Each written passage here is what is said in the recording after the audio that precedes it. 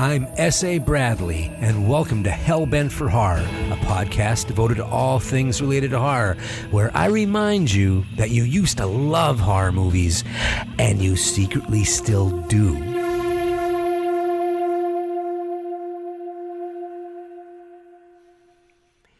In 1896, Thomas Edison scandalized the world with a short film called The Kiss. Now, America was still very Victorian in its morality, and that first kiss shocked the hell out of people. And of course, people flocked to see it. Now, Edison, no dummy, put on a short film about a woman doing a striptease. Now, why I bring that up is it shows that exploitation cinema has been with us since the very beginning. No matter who has tried to stop it, independent filmmakers have found ways to make cheap movies that showed folks the type of stuff that Hollywood just couldn't and that they wanted to see. Showmen like Kroger Babb and Roger Corman and Samuel Arkoff discovered ways to work outside of the system and have successful careers. And just like those showmen, our guest today blazed his own crazy and amazing trail with a proudly unique brand of exploitation film. The studio he co-founded, Troma Entertainment, is celebrating its 40th anniversary this year. It is the longest-running independent film company in the United States. And he is also celebrating his own anniversary, his 50th year making indie films. His new film, Return to Nuke High Volume 2, is having its West Coast premiere on March 8th at the Laemmle Theaters in Los Angeles. I am excited to welcome legendary director, producer, actor, Lloyd Kaufman. Lloyd, thanks so much for being on the show. Oh, hey, wow. Just having a little morning breakfast. We call that the Troma breakfast. Yes. Thank you, Scott Bradley. Thank you. And hell-bent on horror. I am hell-bent on horror, buddy. Thank you so much. Thanks for having me on. Oh, it's my pleasure. I have to say that finding Troma films in the 80s when I was just out of high school and heading to college was a breath of fresh air, especially in the midst of a very hedonistic time, very muscle-bound time, very conservative time. Finding movies like The Toxic Avenger was as if I had never seen anything quite like it before. And it's amazing that you're still going. It's wonderful that you're still going. So before we go any further... How did you like Return to Nuke High, a.k.a. Volume 2? Michael Herz, my partner of 44 years, he says that's the best film we've ever made. Is that true? I will say that it is way up there. I still have a very strong spot in my heart for the original Toxic Avenger, but let's talk about Return to Nuke High. You're not alone. You are among millions of people who have written in about Toxic or commented on Toxic Avenger. He's part of the lexicon. He's part of the American lexicon. You're right. Exactly. And not only that, I think he's the only R-rated monster that had a children's cartoon made. Very about true. Him. I think it's Toxie, and his only weapon is a mop, of course. I think he's the only superhuman hero who has had something in every medium: cartoon, movie, Broadway musical, video shorts, a VR movie now, comic books. I don't think there are any other, even the big Spider-Man. I don't think there's been another superhero who's been in everything. Although Toxie's, underground, but still. Right. It's Toxie and Barbara Streisand, the only ones that have done everything. So let's talk about Return to Nuke High Volume 2. It's an event film in 2 volumes. And that was 7 years in the making. Okay, Lloyd, explain yourself. What's this story and what's the inspiration? Well, like all Troma movies, Scott Bradley, I get obsessed with something in the newspapers. In the case of Poultry Guys, Night of the Chicken Dead, McDonald's had built a food place next door to the Troma building. They damaged our building. They were rude. We had rats the size of raccoons. And I read about fast food, and then I read the Fast Food Nation, and I started saying, well, we got to make a movie against fast food and the evils thereof. And since I'm a fanatic about musicals, I wanted to do a musical my whole career. So Poultry Guys, The Night of the Chicken Dead became as kind of a weird. It's not a classical musical like Troma's Cannibal the musical, but indeed it is. Right. So in the case of Volume 2, Return to Nuke High, aka Volume 2, opening in L.A. on March 8th at Laemmle's Fine Arts. I was dealing with many issues, and among them are the stuff in the paper about the bullying and it gets better. And I'm a big fan of that podcast guy. Gay guy. He's very good on bullying. I think he started the It Gets Better movement. And then, Troma has always, and all my movies have been about the underdog. And there's no greater underdog than two under bitches having a lesbianic relationship, falling in love, and getting bullied by the other kids in the high school. I don't want to say underdog, that's why I said under bitch, but that's probably not something I should have said. But what are you going to do? I'm sure I'm going to get shamed by third-rate bloggers after this goes up. Right. That happens. What can you do? By the way, may I give a big shout out to Guillermo del Toro? I don't watch the Oscars, but I understood that his movie, The Shape of Water, won. And congratulations, talking about underdogs. Guillermo spoke out for the woman on fish fucking, which Yes. I think has long been neglected by the movements of the day. And we've created hashtag Oscars so whitefish to commemorate all that. And also, that fucking fish looks an awful lot like not to me, but to the fans. I've been getting a lot of fan on my Twitter and Facebook and Instagram saying that that fish thing in Shape of Water looks just like Toxie. And I have to say, somebody put the two together. I put it on my Instagram, but they do look alike, I have to say. Actually, the woman in Shape of Water looks a little like Toxie, too. So there you go. Well, I have to say, in your part inside of Return, you do a little bit of an homage to Silence of the Lambs. Don't be a spoiler now. I will not. But yeah. I will say that at one moment, I thought I may have been watching an outtake from one of the new Insidious movies. I thought Miss Shea was in the scene. So somehow with that hair, you could do a good Shea impersonation. Well, thank you. The thing is, I've asked people to be naked, men and even women, to be naked in my movies for 50 years. And so I thought, well, Uncle Lloyd should do the same. And I challenge Martin Scorsese right now at this very minute. He's had people be naked. I think it's time for Martin Scorsese. I think Guillermo. Guillermo, does he? I don't know that he's had people being naked, but if he has, I challenge him. I don't recall naked people in his movie, but I haven't Shape seen of all. Water. Was she naked in that? Yeah, there's a couple. Oh, I saw. I must have dozed off or something. But it's a great movie. It made me cry. And Florida Project should have been nominated. Again, I didn't see the Oscars. They're not the best movies for sure. Right. Although Shape of Water is a wonderful film and Get Out is a wonderful film, but the general nominees were pretty lame. And if you want proof, you can look at last year's list. Does anybody even remember any of them other than La La Land? I don't think, and certainly in 30 years they will be forgotten. Whereas the Museum of Modern Art keeps booking and showcasing Troma movies. Just this year alone, they premiered Return to Nukem High Volume 1.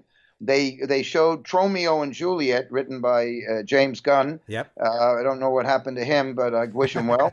And they also just played a print of A Story of a Junkie. All of those movies were obliterated by the MPAA rating board, and now suddenly the museums realize that 30, 50 years later we are making art, and good for them. The Museum of the Moving Image did a whole day of Return to Nukem High, Return to Nukem High, and then some of the class of Nukem High from the 80s.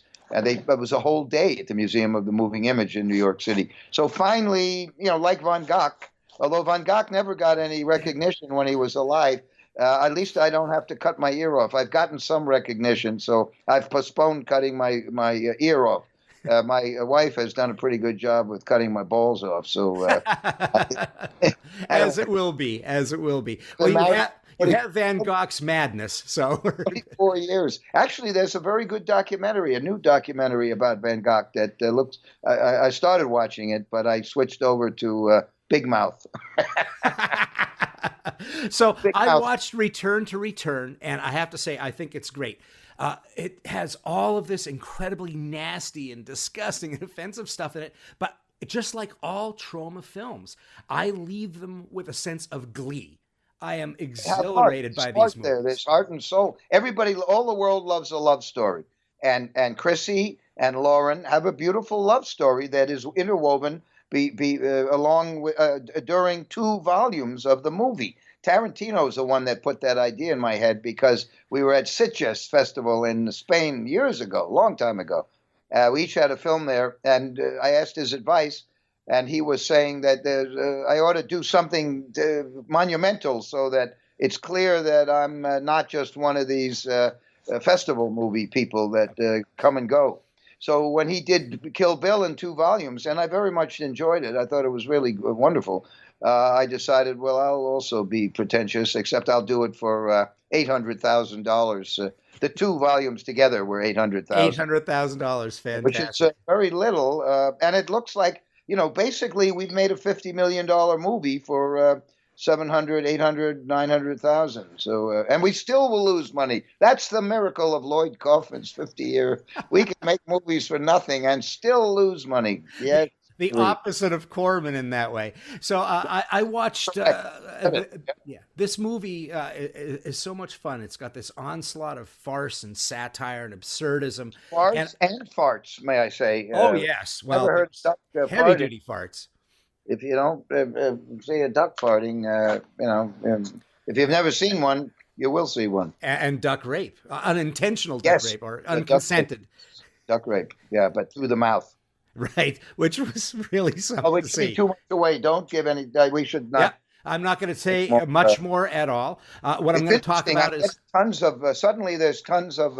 Today, there was a big article in one of the L.A. newspapers, and suddenly my phone is going crazy because our PR woman is getting now inundated with last minute interest from the media. Even though the Oscars kind of saturated the world, that's why we got this playing time from the excellent movie theater, the Laemmle Fine Arts, and then the Laemmle NoHo, North Hollywood. But this is not, right after Oscars is kind of a, people have had enough with movies, so it's not the best playing time. But suddenly they've woken up. My phone is going crazy. So I like to think that I'm the barbarian that breaks through the gate and they all come in after me. So I think, thank you so much you're a real fan. I can tell by what you clearly know the genre.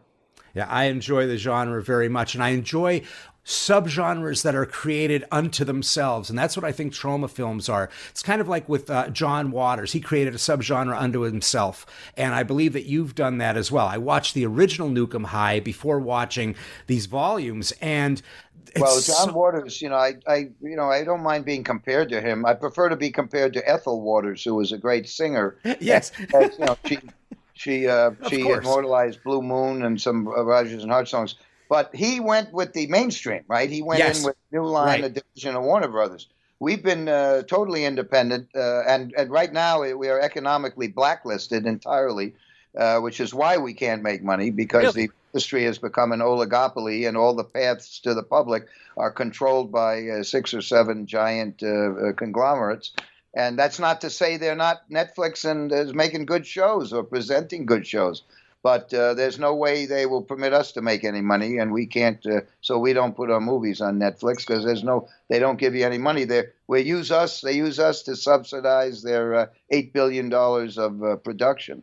Right. Now, you do, on the other hand, off of the Troma or the YouTube website, you have about 250 movies, Troma films, that people can watch pretty much for free, right? Totally for free, yes. To thank our fans for 40 years of support, we decided 4 years ago to put all our library, bit by bit. We can't do it all at once because it's expensive.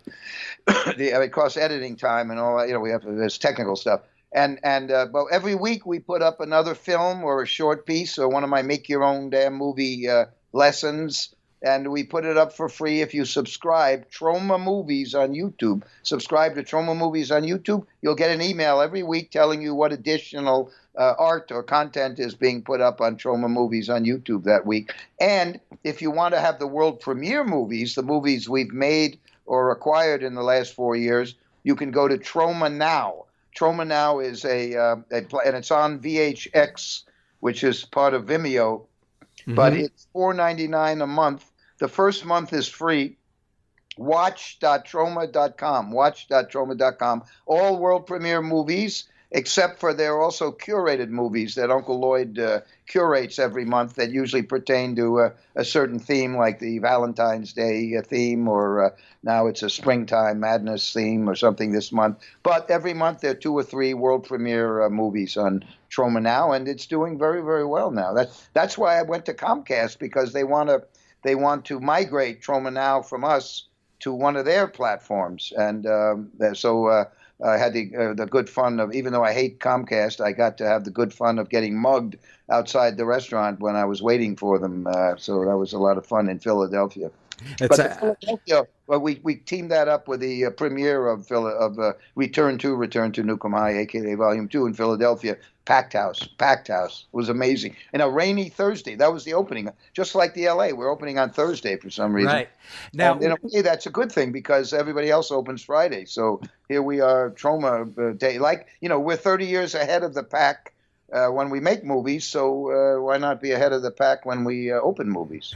Right. Now, you mentioned that you saw it with a packed house, and every filmmaker has something that they look for as an audience response that lets them know that it's really working. What is it that you're hoping that happens with audiences when they watch this film? Well, the most important thing about a Troma movie is that it's very, very entertaining. The second important thing about this particular movie, Return to Nuke High, aka Volume 2, is that it deals with very important social issues, as do all of the Troma movies. If you see Troma's War today, made in 1985 and totally disemboweled by the MPAA, and the head of the MPA named Hefner, not the good Hefner, but this was shit Dr. Hefner. He told my partner, Michael Herz, that Troma's War was no fucking good. NFG. Those were his words. They're not supposed to critique your movie. Right. They're supposed to deal with the elements that might be subject to censorship. And they totally disemboweled Troma's War. Today, it's still in film festivals. 30 years later, it's in tons of film festivals. Everybody wants a 35 print. The Blu-ray is a huge success. And everything in Troma's War from 1985 or 86 is totally fresh today.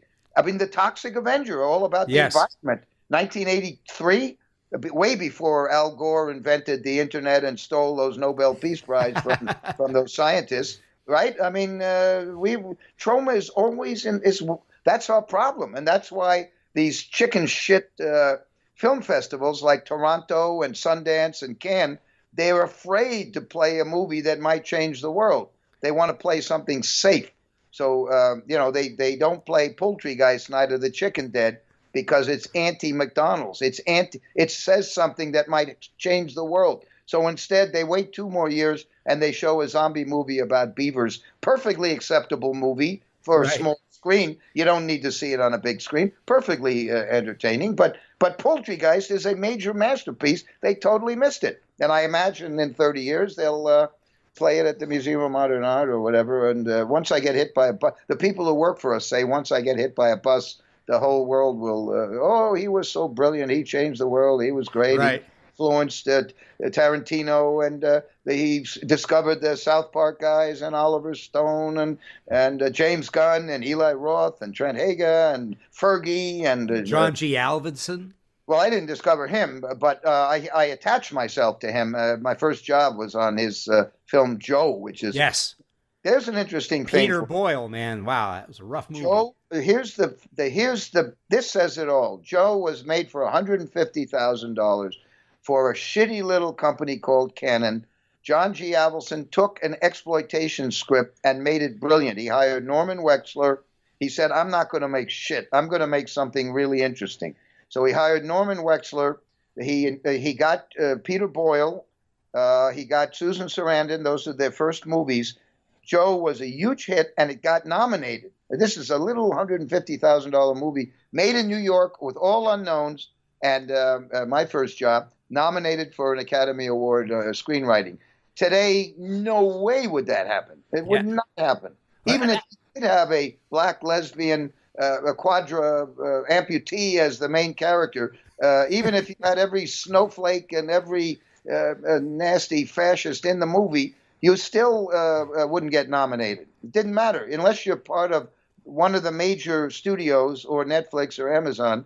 You don't even get what happened with Florida Project. That was infinitely better than 3 billboards to a shithole, or what's the other thing with the thread, right? Oh, yeah, the invisible thread. Yeah, he didn't need to get another Oscar. He's got it. And that's why they gave it to that film for him. There's no other reason. Even the fashion was incorrect. It was not historically correct. So I know these are big-time directors, but these are not the best movies. And honestly, Return to Nuke, a.k.a. Volume 2, in a fair world, that would be up there. It's a much more interesting, it's a film. It's not put together by a committee. It's not put together by what's safe and what can we sell and how do we get into Sundance. And it's put together from the heart and soul of Lloyd Kaufman, Catherine Cochran, Zach Amico, Travis Campbell, Gabe Friedman, a team that I've been working with now for 7 years, and many, many others. And you'll meet them if any of you out there in the ether can come to the Lemley Aria Fine Arts in Beverly Hills Thursday at approximately 7 o'clock. We're going to have Troma celebrities there. We'll have the stars, the cast. We'll have some people, maybe John Voight and friends of mine who are well known. Wow. Maybe what's his name from Criminal Minds? Matthew Gray Gubler is a fanatic about Troma. You never know with these people, but some of them have. Trey and Matt may do a video for it. So it's going to be a great night. And then on the 9th, we have another opening at the NoHo, North Hollywood, in Lemley, North Hollywood. There's an art show in the lobby of that theater, as well as in Beverly Hills. There's an art show from Hyena Gallery, a tribute to Return to Nuke art show. It's basically a pageant. It's a Troma pageant, and it's all fan-oriented. Even Greg Lemley is a fan, right? He's been tweeting and putting in all sorts of. We're honored to have Lloyd Kaufman after all these years, and so it's all fan-based. And I think if we can get a good crowd, people will love it. They'll laugh. They'll be moved. The movie has heart. It's got energy. It's got stunts. It's got mutations. I mean, it's got plenty of sex, and it's great. Yeah, it takes chances, and you may love it, you may hate it, but you'll never forget this Troma movie. You will have a ride in the cinema that you have never had before. Exactly. You have never seen what that movie's like. I'm hoping, Scott Bradley, that after your Skype with me, that maybe there'll be a theater or two in your area that may want to play it, and I will come there personally because I go to L.A. Frequently, and the people that handle our West Coast conventions and theaters live in your neck of the wood in Santa Rosa, and they are fans. They are fans. They don't get paid. They just do this because they love it. So they would love to create an event in the San Francisco, Northern California area. I know we have something going on in Fresno, but so far nothing in San Francisco. Oh, I can see that happening. It's for 50 years. So maybe. Maybe after 10 years. Well, I have to say that this movie, there's not one scene that is in it that doesn't have 3 or 4 crazy moments in it with a ton of jokes. It's kind of like when I was a kid, the smart kids read Mad Magazine. And there was all this irreverence and Marx Brothers style humor. And that is kind of what I see as the hallmark of a really strong and good Troma film, is that there's just this consistent energy and pace of the craziness. And funny you should say that, because we just got a review in from Dartmouth University from the librarian of all places. Oh. He said he saw the movie in Philadelphia, and that he still can't forget. He's been thinking about it all week. He wants to see it again. He said if the Marx Brothers were going to make a movie, this would be the movie they make. So it's interesting you mentioned the Marx Brothers. And he said he's obsessed with it. He wants to see it again. And he missed so much. There's so much going on in the background. That's why you need to see it on a big screen. All the Troma movies that I've written and directed, or whatever, the ones that I'm, that are filmed by Lloyd Kaufman, they all are made for the big screen. There's so many little goofy details in the background, and you can't see it on your TV screen or laptop. You got to see it with an audience on a big screen and really have fun. And you don't have to you don't have to be drunk or drugged up or anything. Although I know a lot of my fans do partake of ganja, as do I. But the movie is great sober. In fact, you see a lot more in the theater if you're sober. Right. I was just going to say, I don't need to take anything. You facilitate my hallucinations with every one of the films. You basically create them for me. I'm not quite sure I'm seeing what I'm seeing. Now, what I love about these movies is, you're over the years, when I watched Nuke 'Em High, you're still attacking those that take themselves too seriously and the corrupt people that are out there. But the targets have changed a little. And it's very interesting watching the movie. You mentioned both snowflakes and fascists when you were talking before. And there is, nobody is sacred in these movies. And I think there's a theme that I felt in the movie came from one line of dialogue, which was, this is what you get in the age of snark. So this is a movie that a Troma film made for the age of snark. So it is really out there. It takes it to another limit. And I mean, you're hitting GMOs, bullying, gender equality, dumbing down of the news, the entertainment shows that are taking the place of the news, core curriculum, prejudice, cultural appropriation, the Disney Corporation, people using medical conditions to cover their shitty behavior with douchebagatosis. I mean, there's all of this great, wonderful, insane stuff. You got that film. You really understood it. Thank you. That means more to me than an Oscar. Just because that you just laid out what that film is, what Return to Nuke 'Em High, aka Volume 2 is. Yeah. Well, not only that, you don't even spare yourself. And that's what I think is so amazing, and where it goes into Marx Brothers territory is that the movie is irreverent about the Troma universe. Now, I love where you say, this is the story of today's complicated young teenagers, and who better to illuminate those themes than a 70-year-old man? It's like a pie right in the face to yourself as well. Laugh, too. Gets a very big laugh. Oh, it's fantastic because the opening credits, aren't they beautiful? Aren't they gorgeous? Oh yeah, it's hilarious. And there's a guest that is. You can say that because everybody knows that Stan Lee and Lemmy and Joe Fleischaker. Actually, Lemmy and Joe Fleischaker's last movie is this. Yes. Sadly, and the movie is dedicated to them. Yes. The movie starts off with this totally downer. And you hear the wind going, and there's this sad thing that's dedicated to the memory of Lemmy and Joe, and it's like, oh no, it's so sad. And then immediately into a take on a Brian De Palma film that's very well known, and it's done very well. And any somberness is gone. Yeah, it goes away fast. First 10 seconds. The opening credits done by a Troma fan. They're beautiful.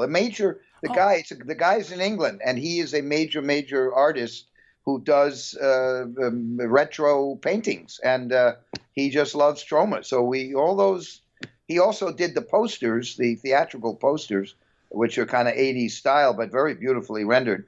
And he did all the opening credits, and I don't believe we paid for them, or if we did, it was I don't even know what it was because it was so little. I mean, our fans really are the reason that Troma exists.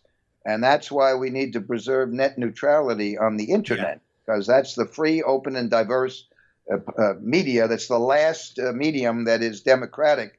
And without it, you will no longer have an innovation like Kickstarter. You won't even Netflix wouldn't be here without net neutrality. Troma certainly needs the free, open, and diverse and level playing field of the internet. We have just as much power as Disney, and you too. If you have something interesting, the public goes there. It's democratic. It's not like the movie business. It's not like the distribution where the theaters are.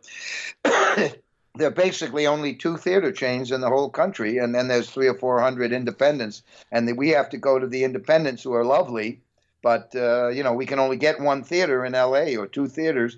How much can we advertise? Nobody even knows, except for Scott Bradley. Nobody knows the opening. Well, certainly, your fans. Yes. Well, I love my fans, and we wouldn't be here without them. Our fans operate as if we were. They operate like employees. They're out there. They go to the theaters to talk to the managers to play our movies. They pick me up at the airport. They in Los Angeles, fans are dressing up as Toxie and Sergeant Kabukiman NYPD to help promote outside the theater, point of purchase. They drive me around. We have an art show tonight. I'm staying out in the Marina Del Rey. If I had to take Uber, I did have to do it a couple of times. It's $50. It's $50 to get to Burbank. Every dime means something to Troma. So I've got a fan is nice enough to drive the commissioner and me to Burbank tonight and back for the Hyena Gallery tribute show to return to Nuke High, where all these artists have created art, painting, sculpture, other things, all tribute to this movie. And well, that's one of the things I don't think people know about you is that you support the fans as well. A lot of people send you fan art to your office, and if you like it, you license it and you give them share of the royalties, and you even have an art exhibit at the premiere. Sometimes the fans will they'll make a poster and then they give us 50 to sell at conventions or something. But even if they don't, there's tons of bootleg Troma T-shirts out there. It's advertising. I mean, right.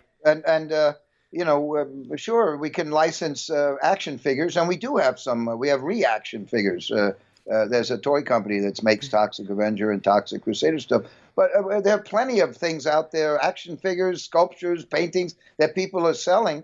And it's all, to me, that all helps Troma, because we certainly aren't getting any help from the mainstream media, and we're certainly not getting any help from the industry. So it's all about the fans, and hopefully net neutrality stays where it is. Yeah. Now, back to the movie, talking about the Troma universe and why I think knowing your fans is so important. We love that you are irreverent about your own canon. So in a time period where Star Wars fans are disavowing movies because they're not following the canon the way it should, you destroy the canon. You basically have Godzilla Tromp on it. You have people with superimposed heads for characters that were in the first movie. You have a character who apparently took 25 years to get through high school, and it's mentioned that that's like that. What made you decide to be so irreverent about the movie itself? Well, to some extent, it's not. I was a big fan. Again, I'm 72 years old, so I grew up. My mother was a theater person, and I am well read and well schooled. And you went to a lot of theater as a kid. Bertolt Brecht breaks the fourth wall, and I like that. Thornton Wilder, Our Town, and the other one with dinosaurs. I love that stuff where and Warhol. I discovered Warhol when I was at Yale, and I used to go down to the factory and just hang around where Warhol and the superstars were hanging around. I didn't really get to know him, but he knew my face, but I did work with Candy Darling and Ondine and Talia, whatever her name was, and Jackie Curtis and Andy Kay, and I really appreciated when Warhol would be filming. And suddenly an actor would turn to the camera and say, Andy, I want to have lunch now, or whatever. Right. He'd keep that in the movie. He'd keep it in. And I thought, that's brilliant. That is terrific. And that's one of my favorite moments in the film is your wife cameo. Yeah, go on. Yeah, your wife's cameo is one of my favorites because that is just this jolt where we're in the middle of the film and suddenly you're arguing about a censorship moment because your wife is the film commissioner for New York State. So she's literally like having an argument that you guys probably have had at some point. Yes. And it just gets funnier and funnier because it starts with something that's not really that terrible and all of your fixes are worse and more heinous and horrible. And she just goes along with it. It's just a ton of fun. Now you mentioned Yale. Now I love one of my favorite jokes of both the earliest Nuke 'Em High and this one was the Cretans who start out, they were in the National Honor Society in the first film, these punks and their National Honor Society. This time they're the Glee Club. But now there's a new wrinkle. While they're beating people up, they sing barbershop quartet songs. Now, you graduated from Yale. Is this a nod to the a cappella group, the Spizzywinks? I hate that. I hate the a cappella groups. I hate that shit. And the idea was they're nerds in the Glee Club. And then once they've mutated due to the, I don't want to spoil, They suddenly have these wonderful singing voices. It's hilarious, in my opinion. It's hilarious, and also I think the a cappella singing is just as offensive as the way they were when they were out of tune nerds. Right. I really didn't like the Whiffenpoofs, although the Whiffenpoof is like the major historic Yale a cappella. It's all men, of course, and I think now they may be accepting a cis-identified, non-male, female, politically correct person. But I've only read that. I don't know if it's true, but I hate that stuff. Yeah. So when you started out, when you're in Yale, you're not interested in making movies. Love the Cretans. They love the Cretans. Yeah. I just was at a big invited to a huge convention. We had about 6 different fans wearing Cretan jackets and dressed up like the Cretans in Volume 1. It was amazing. Oh, they're absolutely beautiful to look at, and they're hilarious. I love that there are sound effects for each person. And if you're listening, you can find them. And it's very Mel Brooksian at certain points, which I really love as well. And we make fun of them, too. There's a little bit of narration. I think I called them Hot Topic or something. Yes, yep, Hot Topic. The narration is hilarious. There's one moment where you're talking about the Glee Club took over the Troma Seminole Native American land, and they were making they had 72. The ancestors of the Glee Club. Right, the ancestors of the Glee Club. Where else are you going to hear that line? And then they built, they stole the land, and now it's been sold to corrupt Chinese and Russian billionaire bureaucrats who are going to build condos. It's so true. It's true. It's what they're doing. Go look at Long Island City in New York. Every building going up is Chinese. The Chinese are moving in. But at any rate, they're the most corrupt. I majored in Chinese studies, and my life ambition was to make a movie in China. I can speak the language a little bit. I can get around, and I have a daughter who's 100% fluent and can read it. And now China is the most corrupt. It's a dictatorship. They're committing genocide on the Tibetans. They murdered a Nobel Peace Prize winner, Liu Xiao, whatever his name is, who died in prison, who basically was murdered. It's a horrible, and the bootleg everything. We don't have one. Every movie we make is on the streets of China, and we don't get one penny. And I wouldn't mind it if the peasants, because most of that country are dirt poor, I wouldn't mind it if the revenue were going into something for the poor people. But it's not. It's going into the pocket of the generals. The military own most of the DVD and Blu-ray factories, and they also own the streaming services. So they're getting all our content for free and not paying a penny. And if you want to go on Troma's YouTube channel, the free channel, Troma Movies on YouTube, I did kind of a satirical tribute to the efficiency of the Chinese who, that's how they got the Olympics. You can see how efficient they were.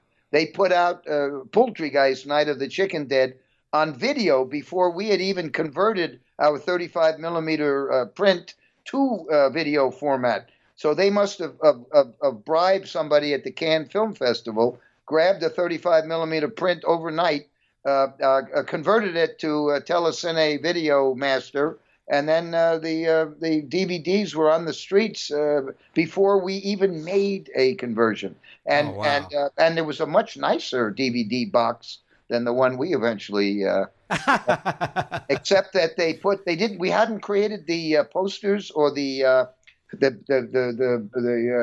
base, where you say the credit slug at the bottom. So the Chinese, no problem. They said it stars Alfred Molino. Poultry Guys stars Stanley Tucci, Alfred Molino, and then they put Ron Jeremy. The biggest star was Ron Jeremy, and they put his name twice. Upstaged again by Ron Jeremy. So, they're horrible, and the Russians too. Obviously, we know about. Yeah. These are people that these are really awful regimes. So horrible. When you have worked with several people who have gone on to great fame, you mentioned some of them earlier. You went to school with Oliver Stone at Yale, and you started a studio, 15th Street Films. Didn't last very long because he was an underachiever, and so obviously it just was too much for you to handle. Whatever happened to him. Yeah. No, in second grade. I met Oliver Stone in second grade, and our fathers were best friends, and our parents were very tight. So we were very tight. And we lived 2 blocks away from each other in New York, and we'd have sleepovers as little kids, and he'd beat the shit out of me, and I'd go home crying. And it was a cycle. We went to camp, and he was a bully and a psycho. And I always knew, we went to Trinity School together. I knew that he would either be a great, great, great man, which he is, or he would be some kind of psychotic axe murderer like American Psycho. Right. He's both, but he hasn't murdered anyone, and he's a man of great integrity. He's not a sleazebag like 99% of the movie industry, but he is a scary dude. And he asked me to start a company with him at one point, and I just was too fearful. And, I don't think, even though I could have maybe made some more money, but I don't regret that particular decision because he is a scary fucking dude. Right. Now, at the same point, you had another person that you worked with, and you still work with, Michael Herz. You're still partners after all these years. 44 years. Yes. What clicked? What clicked? What worked so well? Well, he went to summer camp. Michael Herz and my brother Charles Kaufman, Charles Mother's Day Kaufman, being Eli Roth's favorite horror film. And Eli Roth, began with Troma. He is obsessed with Troma. My brother's a great guy, and my brother loved Michael. And when I was at Yale, my brother said to Michael, "Why don't you go look up my brother? I'm a couple of years older than Michael Herz." And I had a black and white TV, one of those TVs you had to hit the thing, and the picture would keep going up like that, Right. And Michael wanted to watch TV, so he had to talk to me. And when he got out of college, he went to law school. But he didn't want to be a lawyer. And one day, his wife, Maris, saw the newspapers that there was a huge ad for Cry Uncle, a full-page ad for Cry Uncle, which was an X-rated movie directed by John G. Avildsen. Maris put her thumb over the MPAA rating thing in the newspaper ad, and she took her mother to see Cry Uncle. They loved it, and it's a very funny movie. And I had a big credit because I helped raise money for the film, and I believe I was the production manager, even though I knew nothing. I had a piece of it. So I was I had a big credit. So they saw my credit and they told Michael, "Hey, if you don't want to be a lawyer, why don't you go check out what Lloyd is doing?" And Michael came by and we made a couple of movies together and with some other people who turned out to be not so nice. And then we had bad distribution.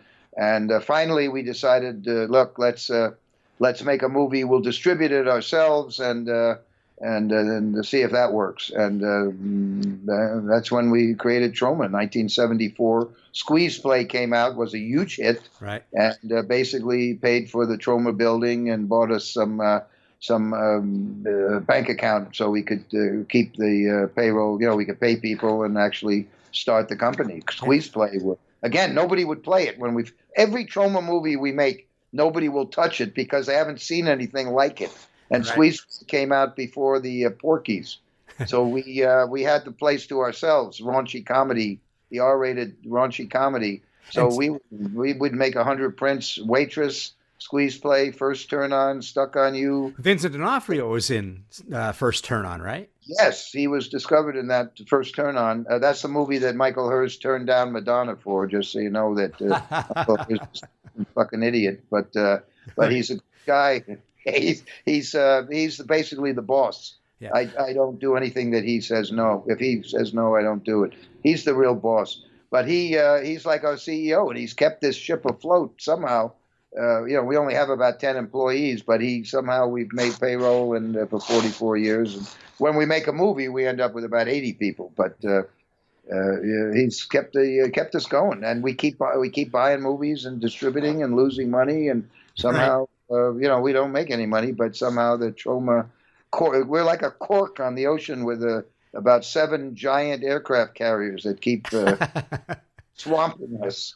Well, I think a main part of the ingredients of what became Troma films that we really think of came from those sex comedies, the teen sex comedies, because you took an absurdism in those as well. I mean, they already were weird. I went through the teen sex comedy moments, and it was kind of like Kids from Mars.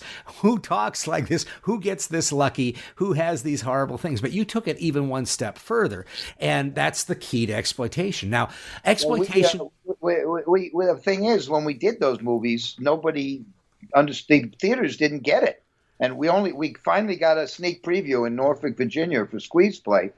It was with the in-laws, with Peter Falk. Yes. And the audience went nuts. They loved it. And the next Monday, American, what is it? American Film Institute, AFI. No, they fuck. AFI is a scumbag. These are also scumbag. The big American Multiplex, the big chain. It's the largest chain in the country, I think, or Regal. AMC. AMC, that's it. And they called us the next Monday. They wanted 100 prints. We had one. So we had to bootstrap. We would show them one print. We'd make a little money. We'd make another print, and eventually we had a couple of hundred prints. And again, all those movies had very serious subjects. The Squeeze Play was basically about the women's liberation movement and the ERA, which was a big issue, but it was in the context of kind of an Animal House thing, women's softball team. A Waitress was all about the same issue, pretty much. At any rate, each movie was about an important social or political issue, and the audience likes that. They want to be entertained, but they also don't want baby food. And the baby food, for $200 million, you got to make kind of baby food. I don't know that you have to please an awful lot of people, so you can't really say what you want. Right. But for 500,000, you can, and if you don't really care about the money, you can say anything you want. Yeah. And, exploitation isn't just about what's contained in the movie. You keep using the word schlock or exploitation. Which do you prefer? Those are bad words. Schlock means shit. Okay. Exploitation. A movie with Justin Bieber, you're exploiting Justin Bieber. A record album with Kanye West, what they're exploiting Kanye West. They also have every fucking fuck, nigger, and every, so they're exploiting that too. Everything that is shown in the mainstream is exploitation. I agree. That's why they get those big stars. They exploit the stars, right? Yeah. Black Panther, I hear it's a really great movie, but they sure are exploiting the elements within that movie, right? So exploitation, it's used in a derogatory way to put down independent art. But if it's a $200 million version of Return to Nuke High and had hardcore fucking in it, and hardcore and if it was a snuff film with Meryl Streep and George Clooney, suddenly it wouldn't be an exploitation film, would it? We should talk at some point, because I have the same thing. I fly the banner of horror film, and I talk about it as art. And I actually had a tag going through the Oscars called Say Horror, because of course they're changing it into social justice thriller and things like that. So I almost like proudly appropriate horror. Yeah. And instead of worrying about the word, I actually make it as if that's the word you should be using. Yeah, so many of these festivals, they call themselves a science fiction and fantasy festival. Yes, yeah. Meanwhile, where it's full of horror, and that's the only reason any of the fans go. They don't go for the fantasy; they go for the horror. They go for the outrageousness. They don't want watered down, acceptable stuff. That's what a festival should be all about. That's why our movies get invited to every real festival that exists. Well, I really love what happened in the VHS era, and what I was getting at was going to be the exploiting of a market, where really marketing, showmanship is the biggest thing. You basically had these movies go into theaters before the video market, and I'm assuming it was because there was kind of a glut, many more theaters than there was product, because the multiplexes started happening. But when it wasn't that. That's wrong. The reason was that the theaters were not all consolidated and controlled by the major studios. There was a rule that the FCC enforced called the Consent Decree of 1948, which prohibited the theaters from being owned and controlled by the studios. And also there were 18 territories of theaters. So there were sub-distributors who dealt with family-owned chains all over the country, and there was competition among the chains, and our movies sold a shitload of popcorn, and they still do. But unfortunately, the theaters are under the thumb of the perverted Rupert Murdoch, the perverted Summer Meyerson, the perverted Harvey Weinstein. They're under the thumb of the perverted people who run the industry. So therefore, the only theaters we can get into are the independent theaters, and thank the good Lord for those. They're very good, and some of them are much more beautiful than these multiplexes. Yeah. Did the To VHS? to this day, our movies sell huge amounts of concession. I'll bet.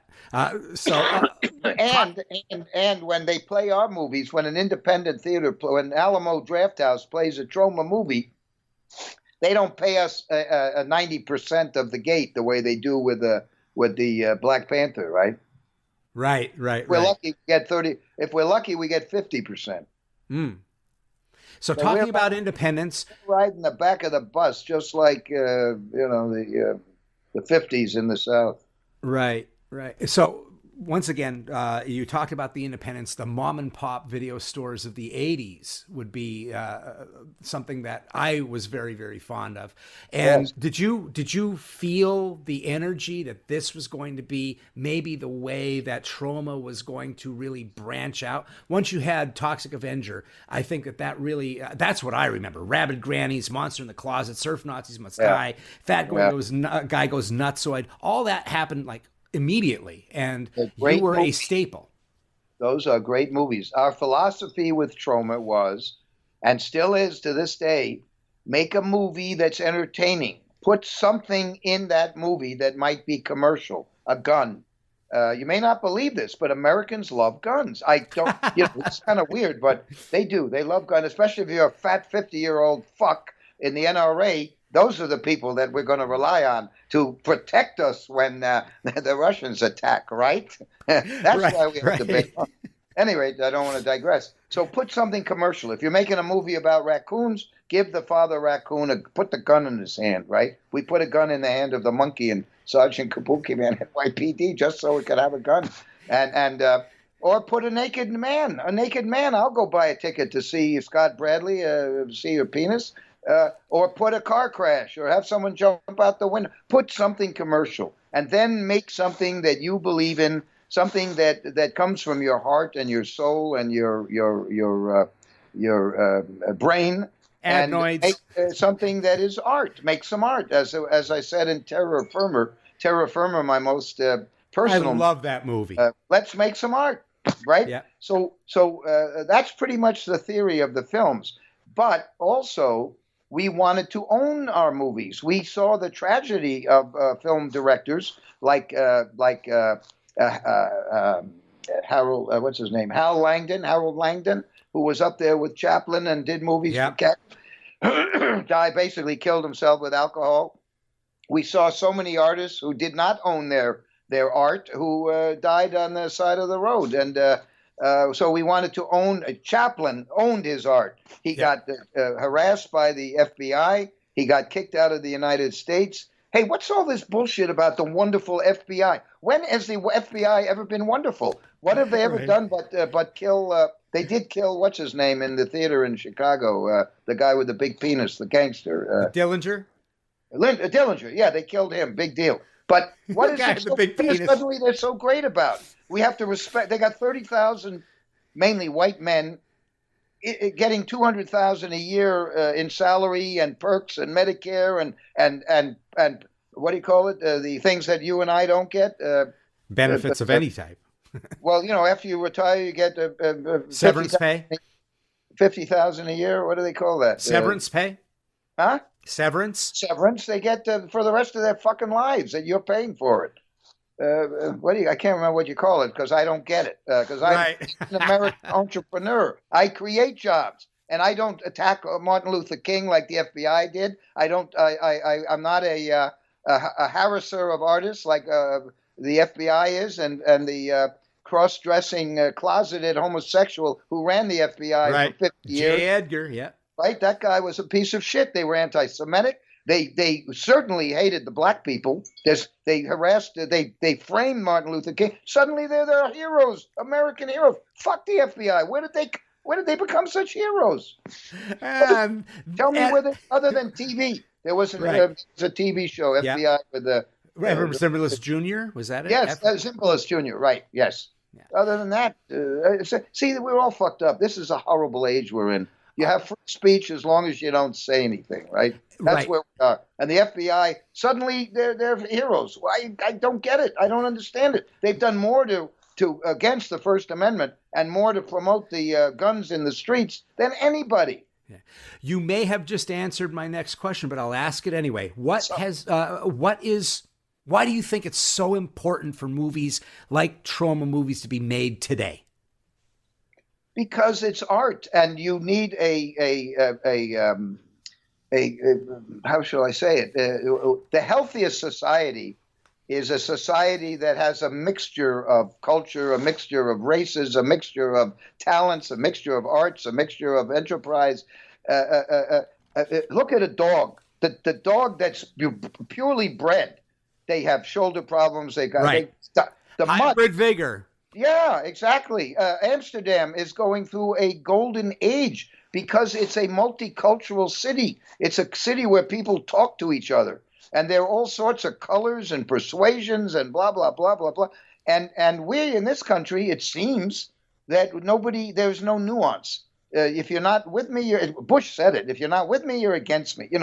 There's no discussion. And Yale University is as guilty of this as any place on the face of the earth. And that's supposed to be one of the smartest places. That was my alma mater, and I'm going to be going to the 50th reunion. And I'm astounded by the stupidity. Well, here's what's happening at Yale. The number of professors are going down, but the number of administrators, like the political police, political correctness police, or they call it something else, comfort administrators, and sensitivity deans, the dean of sensitivity or something. So administrators, and that's true all over. Hey, Berkeley, ground zero for free speech. You can't even talk there. They had free speech weekend. Nobody showed up because the kids are throwing stones at people who speak. They don't even debate, right? $400,000 worth of damage because they had a right-wing speaker. And sure, he's a nut. And sure, he's a fascist and he sucks. But let him speak and then destroy him with the words. Don't. It's really ridiculous. And the problem is you have a lot of stupid, uneducated people because our educational system is crap and our health system is crap. So between the two of them, we've got and the student loans, right? All these wonderful young people are waiting on tables and driving Ubers so they can pay their rent and pay off their student loans. So instead of curing cancer, they're wasting their time. The most creative time of their brains and their heart and their soul. They're waiting on tables and serving beer at a bar, bartending and getting, if they're non-male, they get picked on by drunken salesmen. Right. Advertising executives, right? Right. So 40 years of Troma, right? I'm not bitter because I had 2 seconds in Guardians of the Galaxy, right? I'm on screen for 2 seconds in Guardians of the Galaxy. That's what people are excited about, right? Yeah.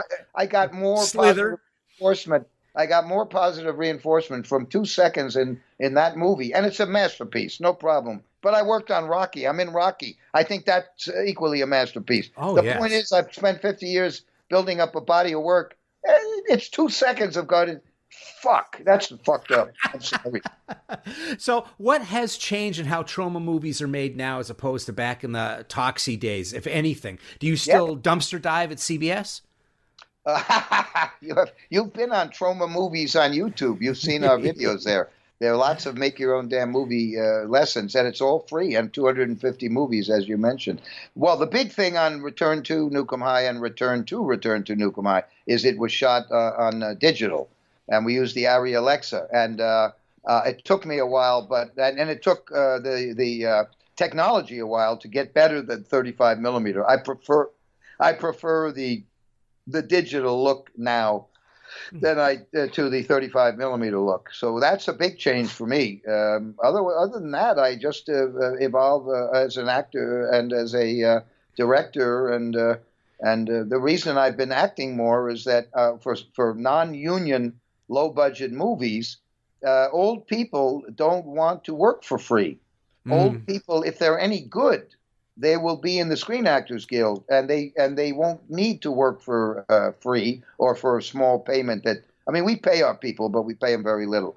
They're there to have a life experience, and if they're young and talented, they might become the next Trey Parker and Matt Stone, or the next Samuel L. Jackson, or the next Fergie, or the dead guy in the car crash. Yeah. Do you still do open auditions? Yes, we're about to, starting March 15th. We're having the way we start auditions, and thank you again for being so well prepared. You really studied your Troma. The first step of auditioning is we have people come in. We give them 3 minutes to do anything they want, and we videotape it. And then I look at the stuff, and the people with some energy, and it doesn't matter what it is. They could have a snake, or they could do push-ups, or they could recite Hamlet, or do a circus act, or anything for 3 minutes. The ones who show a little bit of energy, then we bring them back, and we try to figure out what part they should read for, because we're making a movie this summer. So starting March 15th, we're looking for also people who can build us the interior of a large boat. We need like a captain's quarters, a captain's meeting room, and a big yacht. So if there's anybody out there who likes to build sets, who can build sets in a movie studio format where the flats move, contact me, especially if you are a Troma fan and don't mind working for very less. The crews we have are great. Usually they're very important camera people and lighting people, but they want to have an experience where they can experiment and go on something that they'll never forget, and make a movie that when people see it, they won't believe it, as opposed to making your typical Saw Part 82 or whatever. Have you ever had anything that happened at an open call that you said, okay, that's going to be in the movie? Somebody came in and did something absolutely crazy or outrageous. Well, I mean, I'm thinking heavy set guy with a Prince Albert. Was that written, or did he come in and go, hey, I'll be naked, and you look down and you go, holy shit, you've got a Prince Albert? Well, we do. We give people a questionnaire, and on that questionnaire, part of it says, are you okay with doing nudity? Because our movies, some characters have to be naked, and very naked. So yeah, very few aren't. Zach Amico, who apparently had a Prince Albert. I didn't even know what the Prince Albert was. I just knew my history, and I've been to the Victoria and Albert Museum. But there it was, and I think Zach Amico came back. Asta Paredes, who plays Chrissy, she said at the Museum of Modern Art that she was called back 12 times before she actually got the part, and she had to audition with several actors and non-male actors. She had to audition naked later on as we got closer to the selections, so we know we could see if people are comfortable with that. So I know we're running out of time, so I want to start winding it down. And I mean, one of the things that I wanted to talk about was how much I admire. Great. Thank you so much for your knowledge and your questions. And they're great. I mean, it's so refreshing. So many of my interviews this week have been, they're mainstream, but they don't do any research. They ask, they kind of say, well, tell us about Troma. Exactly what do you. Yeah. What does it mean? What is Troma? What's your career? Right. Oh, God. It's North or South career. What do you want? But, it's a little insulting. But I'm grateful for any media. So, and we're not Black Panther. We're a $400,000 movie. Sure. There's so much to admire, the tenacity, the imagination, how prolific you are. But I think the biggest thing is your magnanimity. I think you support Matt Stone, Trey Parker when they made Cannibal the Musical.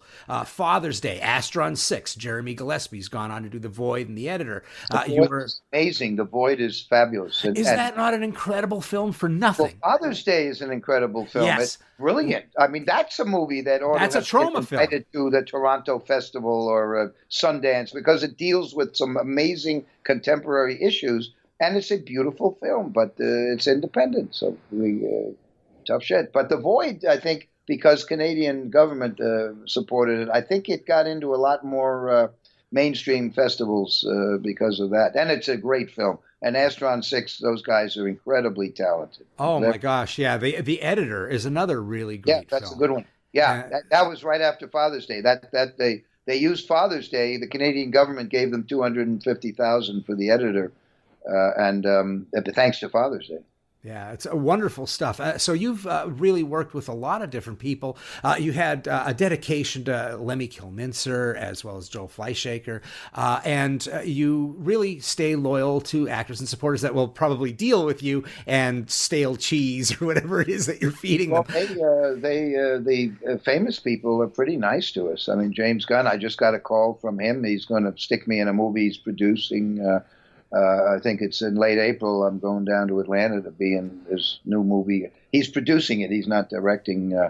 They're not. Eli Roth is great. Most of them have stayed, in touch. And I can't call up Trey Parker and say, hey, you want to have lunch? And I don't. But and every day I get people who want me to. Can you put me in touch with Trey Parker? Or, all right. You're still talking to Oliver Stone? And I haven't talked to him for 30 years.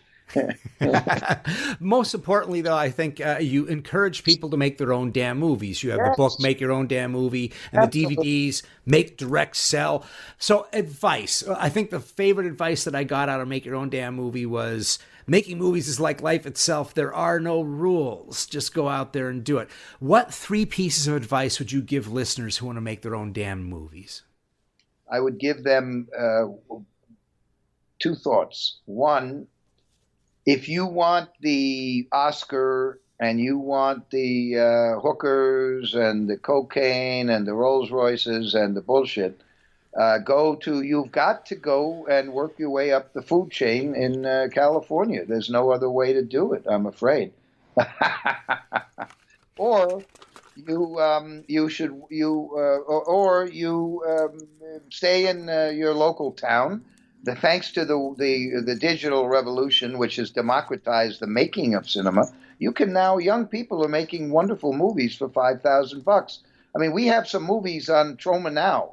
You go watch.troma.com. They're made for, some of them are made for $5,000, and they're better than the shit that was in the Oscars. Check it out. The first month is free. Watch.troma.com. And finally, the third thing is, to thine own self be true, which was a phrase coined by one William Shakespeare, who wrote a best-selling book called 101 Money-Making Screen Idiots, otherwise known as Hamlet. So do what's in your heart. It's art. It's art. This is the hardest fucking thing in the world, to be an independent filmmaker. There's nothing harder. Believe me, there's nothing harder. Maybe being a Rohingya, for sure being a Rohingya and being exterminated by the Nobel Prize-winning woman who's running Burma, yes, that's harder. Having your babies pitchforked and having your young girls getting raped up the ass by soldiers from Myanmar with whom we are having diplomatic relations. It's a disgrace. So that's worse. But making movies independently, there's nothing harder. So bravo to anybody who makes his or her own damn movie. But you can be a nurse, you can be a teacher, you can have a productive, decent career and help society and make a movie once a year. Save some money and you make your own damn movie. And as long as we have net neutrality, you go on Kickstarter, get your relatives and friends to scrape a few bucks together, or your fans, and you make your own damn movie. And I've written 7 books that are truly inspiring. They show you that movie making is not a rocket science. It's something that takes logic, it takes heart and soul and craft. You can't just pick up you have to keep doing it. And you learn every time you're doing it, you're learning something. But a lot of it is logic. James Gunn is not an overnight sensation. He moved to California after 2 or 3 years at Troma, and he wrote for 10 years. Yeah. So, and the same with Eli Roth, and the same with Trent Hager now. Trent Hager, who wrote Citizen Toxie and was my assistant for a couple of years, he stars in Terra Firma, and he wrote Citizen Toxie and plays one of the diaper mafia people. He's now starting to make it. He has 68 Kill with Matthew Gray Gubler. He's got a movie. He's up and running. But he's been there for 10 or 12 years, right? So you got to work. You got to keep writing and just work your butt off, which is what I do. I work my ass off. I don't do anything but movies. I fucked my wife a few times. I have 3 kids, and I work for my high school, and I do some eleemosynary activity. But basically, all I care about are movies. And Michael Herz, loves movies. He doesn't like making them anymore, but he loves the movie. He loves movies, he loves Troma, and he loves our fans. Awesome. Well, I want to thank Lloyd Kaufman for being our guest today. His new film, Return to Nuke Volume 2, is having its West Coast premiere on March 8th at the Laemmle Theaters in Los Angeles. Lloyd, here's your chance to market the hell out of all things Troma. In honor of you, while you're doing that, I am going to do the chemical vomit effect with Alka-Seltzer and food coloring, which I learned from you. And I'm going to start that now, a little bit of green food coloring. Go ahead. Knock yourself out. And every major filmmaker now, Spielberg and George Lucas, they're all doing the green meltdown, and they're all doing head squashings. Terrence Malick just put a head squash in his movie. Cannes Film Festival is full of it. At any rate, if you want me to talk to you, go to Twitter, @Lloyd Kaufman. I do my own Twitter. Oh, you're getting off camera. Move to your, you go, oh my God, big eyes, lift your chin up. Lift your chin up, big eyes, look into the camera. That's it. Oh, now shake a little bit. Ah! And use your hands. Do like, yeah, beautiful. That's great. I hope you've filmed this. It's wonderful. If you've had a hangover, you swallow it. It helps your hangover. But you look pretty. You don't look like you have a hangover. That was well done. Very well done. Thanks so much. I work cheap. But the big mistake that people make, Scott, is they look down after they do it. So the camera sees the top of their heads. So right. You got to keep your chin up. So you did it perfectly. I mean, you were amazing. All right. Well, that is the show, folks. Once again, I want to thank Lloyd for being our guest today. It's been a pleasure. And for everyone out there, thanks so much for listening. And remember, until next time, stay hell-bent.